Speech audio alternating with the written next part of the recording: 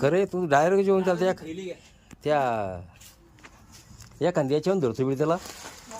तू direct जेवण त्या एखाद्या चिवड्याच्या पुढे धरतो म्हणा त्याला.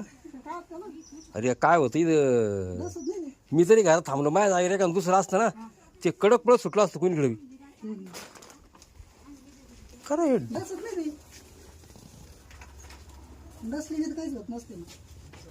ए बाबा तू हिंमत आहे म्हणून तुला वाटत नाही तसं कशाचं जर कशाची हिंमत लागत नाही.